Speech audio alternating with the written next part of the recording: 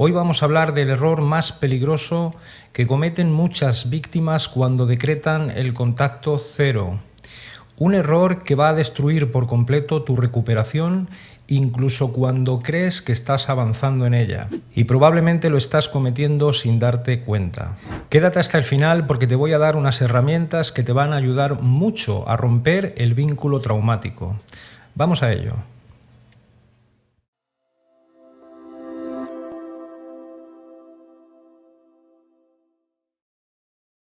Cuando una persona sale de una relación con un narcisista, piensa que lo más difícil ya lo ha hecho, que el infierno ya ha pasado. Pero no es cierto. El infierno viene cuando hay que sostener ese vacío que viene después de este tipo de relaciones. Porque un narcisista no solo crea dependencia emocional, crea confusión, crea culpa, crea ansiedad y te va a crear también obsesión mental. Y entonces es cuando va a ocurrir algo que va a ser devastador para ti, porque tu mente va a empezar a buscar y a encontrar el alivio solamente en la persona que te ha maltratado. Y eso es el vínculo traumático. No solo extrañas a la persona, extrañas también esos momentos de alivio, esas migajas de amor, esa falsa esperanza, ese refuerzo intermitente, ahora me quiere, ahora no me quiere, ahora está, ahora no está. Y aquí comienza el gran error que la mayoría de las víctimas van a pensar. Van a pensar que solo quieren quedar como amigos, tener una ruptura civilizada.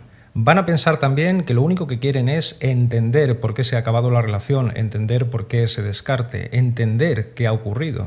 Y otro de los errores fatales que cometen las víctimas es pensar que lo único que quieren es saber si ha cambiado esa persona. Tal vez haya cambiado, tal vez ahora que llevábamos unas semanas sin vernos, que hace un mes o dos que la relación se rompió, tal vez esta persona haya cambiado y se haya dado cuenta de que me quiere. Pero no es lo que quieres, no quieres cerrar un círculo, no quieres cerrar una relación que te estaba maltratando. Lo único que estás buscando, por desgracia, es un alivio, un pequeño alivio. Y eso lo va a cambiar todo porque mientras tú sigues enganchada psicológicamente buscando esa explicación, buscando esa última conversación, la otra persona va a seguir jugando a lo que juega siempre, a esa manipulación, tal vez con otra víctima ya en el horizonte, en su mira telescópica, podríamos decir, o tal vez con otras personas que ha encontrado como objetivos y a ti te ha descartado y meramente te ha dejado atrás. Y claro, aquí es donde a muchas víctimas se les genera psicológicamente algo parecido a una adicción. Es como si quisieran dejar el azúcar, pero todavía guardan los caramelos en el cajón de la mesita. Y claro, así no vas a poder romper ese vínculo traumático. Lo más duro de esto es que muchas víctimas siguen pensando que están enamoradas, siguen pensando que amaron a una persona, como os decimos siempre, que no existe, puesto que no existe, no puedes amar a alguien que no existió. Y la mayoría de las veces lo que sienten no es amor, es una abstinencia emocional. Cuando entiendes este mecanismo, cuando entiendes lo que te ocurre de forma psicológica profunda, es cuando vas a dejar por fin de culparte. Pero vamos a pasar ya a esos errores que estás cometiendo después de decretar el contacto cero. Uno de los errores más comunes y a la vez más destructivos es que después de decretar, de establecer ese contacto cero con esa persona, sigues mirando sus redes sociales. Y esto, que parece una acción pequeñita, una acción insignificante, psicológicamente es algo bastante grande y bastante grave. Porque cada vez que revisas sus redes sociales, tu cerebro va a recibir esa microdosis emocional. Una foto, un nuevo estado, tal vez una nueva pareja, dónde ha estado este fin de semana. Ese tipo de cosas se van a convertir en esas microdosis emocionales que le vas a ir suministrando a tu cerebro buscando un alivio que lamentablemente no va a llegar. Y como no va a llegar, tu sistema nervioso o el trauma, podríamos decir, siendo más concretos, va a volver a activarse, va a volver a realizar ese ciclo que mantenías de ansiedad, tristeza, obsesión, comparación, rabia. Esto va a resultar ser como intentar curar una herida mientras estás abriéndola todos los días, mientras estás hurgando en ella. Y muchas personas, no son pocos los clientes que en sesión de coaching nos dicen a nosotros que solo era una pequeña miradita, intentan justificar que era solo un momentín, que era solo curiosidad, pero no es así. Tu cerebro está intentando buscar una conexión, aunque duela, aunque te destruya y aunque termines luego llorando. Y aquí viene algo importantísimo, porque los narcisistas debes saber que utilizan las redes sociales como una extensión de su comportamiento, de su personalidad y de esa toxicidad, con lo cual si te quieren triangular con alguna otra persona o haciéndote ver que hay otra persona interesada en ellos o que posiblemente estén ya saliendo con esa persona, te lo van a mostrar por esas redes sociales. Publican para provocar, publican para generar en ti una reacción, publican para demostrarte que son felices y publican, atención a esto, para hacerte sentir que eres reemplazable. Y mientras tú estás observando en silencio, en el silencio de tu habitación, de tu casa, de tu salón, esta persona sigue controlando tu vida. Mientras tú estás llorando, lamentándote, con rabia, con ira, con ansiedad. Si este vídeo te está ayudando, suscríbete ahora. Nos ayudas muchísimo si te suscribes al canal. Y coméntame también en qué fase del contacto cero estás en este momento. Porque en este canal no solo damos información, vamos a ofrecer y ofreceremos siempre una recuperación real. Y además te he dejado en la descripción del vídeo y en el comentario fijado 2 recursos gratuitos que puedes descargarte. Nuestra pequeña guía básica de reconstrucción psicológica y un test básico de detección de relaciones tóxicas. 2 recursos, como te decía, gratuitamente, que te los puedes descargar de nuestra página web, que te pueden ayudar mucho con tu recuperación. Y ahora vamos a ver el error número 2. De este error hemos hablado en profundidad en un vídeo de este canal y te vamos a dejar por aquí la etiqueta por si quieres profundizar más en él. El error no es ni más ni menos que querer esa conversación final. Esa conversación en la que este narcisista o esta narcisista te lo termine de aclarar todo. Esta conversación donde por fin vas a poder explicarle todo aquello que tienes la sensación de que no has tenido tiempo de explicarle. Esa conversación donde él o ella por fin va a entender el daño tan grande que te ha hecho. O esa conversación donde por fin va a reconocer el daño que te hizo y te va a pedir perdón. Y aquí hay algo muy doloroso que debo decirte. La mayoría de las víctimas seguís intentando ser comprendidas por alguien que no tiene intención ninguna en comprenderos. Por si ese momento llega, te vas a pasar la vida preparando mentalmente mensajes larguísimos, mensajes en los que vas a detallar todo ese dolor, todo ese sufrimiento que te ha causado esta relación, esta ruptura y ese proceso de depredación y de maltrato psicológico. Pero ¿qué va a pasar después si esto llega a ocurrir? Pues que te va a ignorar, que te va a culpabilizar, que va a minimizar por completo lo que tú tengas que decir. O lo peor, que te responda con una frialdad que te deje todavía más noqueada o más noqueado de lo que ya venías. Y aquí es donde muchas víctimas vuelven a la casilla de salida porque están completamente rotas emocionalmente después de este tipo de encuentros, si es que se dan. Porque el problema nunca fue una falta de explicación. El problema real, y debes comprender esto, es que este tipo de personajes, de poseídos, como nos gusta llamarlos a nosotros, no tienen empatía. Si quieres elaborar o preparar mensajes mentalmente, te sugiero que los escribas en un papel. Escribe todo aquello que te faltó por decirle. Escribe todo aquello que te gustaría que te explicara, que te explicase. Escríbele todo ese dolor y ese sufrimiento que te ha causado.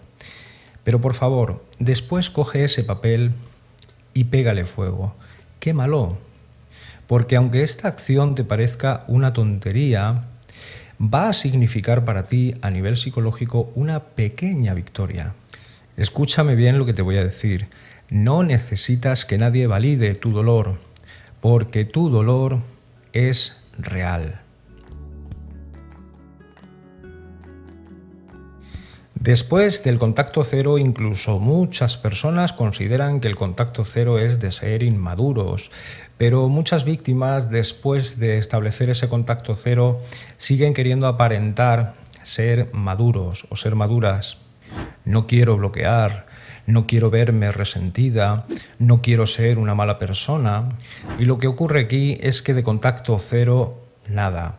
Estás dejando puertas abiertas constantemente. Pero hay algo que debes saber: poner límites, poner fin a ciertas relaciones, a ciertas personas, no te convierte en una persona inmadura y mucho menos insegura. Al contrario, lo que te va a convertir es en una persona segura de sí misma, que sabe bien lo que quiere en su vida y lo que no quiere. Y a todo aquello que no quiere le va a poner fin y le va a poner un límite muy, muy firme. El problema de las víctimas de abuso narcisista y de abuso psicopático, ya no digamos, es que han sido entrenadas para sentirse culpables por poner límites. Y entonces comienzan a hacer cosas como responder por educación, aceptar llamadas para no aparentar ser groseros o groseras, contestar mensajes ambiguos que estos individuos y estas individuas suelen enviar. Y es que tienes que tener algo muy, muy claro. Los narcisistas nunca vuelven con amor, vuelven con acceso. Y esto duele escucharlo, pero es que no te echan de menos a ti. Echan de menos quizá el control, entre otras muchas cosas, que ejercían sobre ti. Y cuando dejas de responder, de perseguir, de explicar, vas a recuperar algo que habías perdido hace mucho, mucho tiempo: tu energía mental. El contacto cero no existe para castigar al narcisista. Existe como medida de prevención y para desintoxicar tu sistema nervioso y concretamente tu cerebro de esa hormona llamada feniletilamina. Por aquí te voy a dejar un vídeo muy profundo sobre este tema del funcionamiento de la hormona de la feniletilamina en tu cerebro. Después de meses o años en una relación con un narcisista, tu cuerpo va a vivir en una alerta constante: hipervigilancia, ansiedad, miedo al abandono, necesidad de validación y de reconocimiento. Y muchas personas creéis que todavía estáis enganchadas a ese narcisista o a esa narcisista porque las habéis amado mucho. Pero no es así. Estáis enganchados porque fuisteis condicionados emocional y mentalmente, como alguien que espera migajas de pan después de haber estado pasando hambre muchísimo tiempo. Y cuando entiendas esto, vas a dejar de preguntarte por qué no puedes soltarle, por qué no puedes dejar de pensar en él, por qué sigues enganchado o enganchada a esa persona. Y vas a empezar a reconocer que tu mente fue manipulada, que tu sistema nervioso está agotado y posiblemente tengas un evento traumático y que lo que necesitas ahora es una recuperación y una sanación real. Y escucha esto con atención. Sanar no significa dejar de pensar en esa persona. Sanar va a ir implicando ese pensamiento de no tener la necesidad de volver con esa persona. Entonces, ¿cómo se rompe ese vínculo traumático? No solo bloqueando, sino haciendo esto que te voy a explicar a continuación.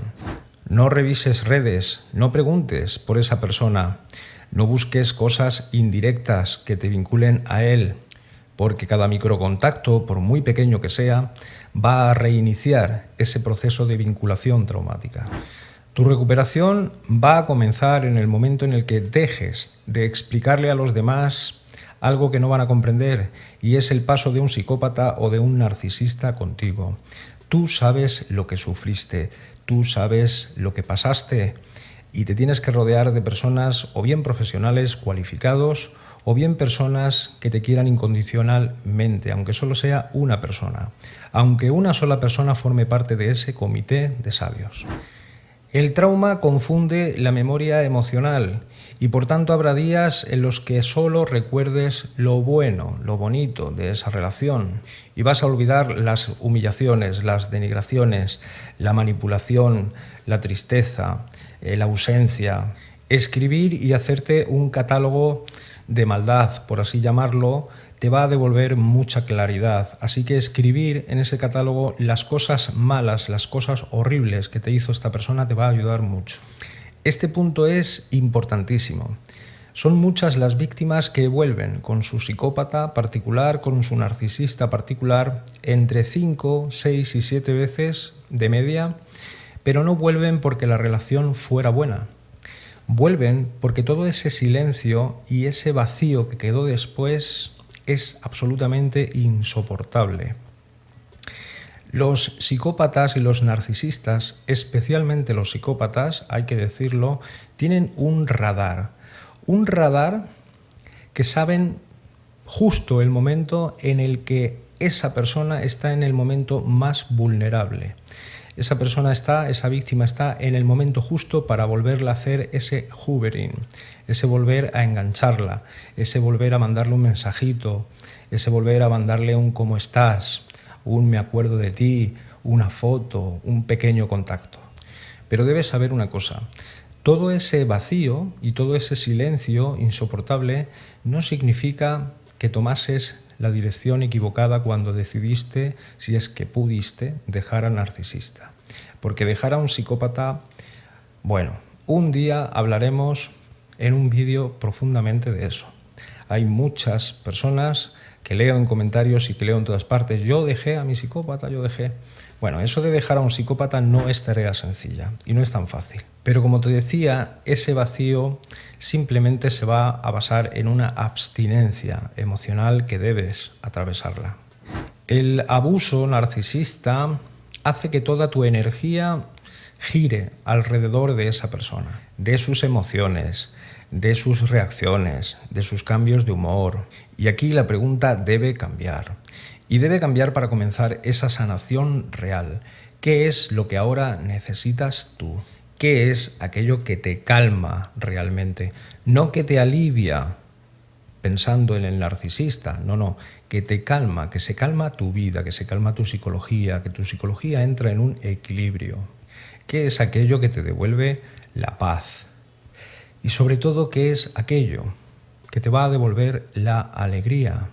Porque sanar también significa volver a encontrarte contigo mismo o contigo misma y elaborar quizá la mejor identidad, la mejor versión de ti por primera vez, tal vez, en toda tu vida. Me gustaría que recordases algo. El contacto cero no se rompe con un mensaje primero. Primero se rompe con la mente. Se rompe cuando idealizas. Se rompe cuando justificas. Se rompe cuando te abandonas emocionalmente para volver a entender a alguien que no seas tú. Pero también te quiero decir algo. El hecho de que todavía te duela no significa que estés retrocediendo en tu sanación. A veces puede significar que estás comenzando a despertar y el inicio de ese despertar duele un poco. Duele aceptar la manipulación. Duele aceptar la pérdida. Duele aceptar también cuánto soportaste. Pero hay una buena noticia y es que todo ese despertar, ese inicio de la claridad, va a significar también tu verdadera libertad. Un buen día dejarás de revisar sus redes sociales. Un buen día dejarás de esperar esa llamada o esa vuelta. Un día dejarás de imaginar esas conversaciones imposibles y ese día vas a sentir algo que hacía mucho tiempo que no sentías.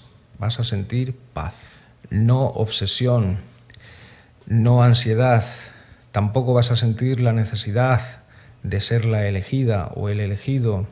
No, vas a sentir paz. Y ahí vas a entender que no estabas perdiendo ningún amor. Estabas recuperándote a ti. Recuerda que en la descripción del vídeo y en el comentario fijado te he dejado los enlaces a los recursos gratuitos que hemos puesto a tu disposición. Sin más que decirte, nos vemos en el próximo vídeo y te deseo que tengas una feliz semana.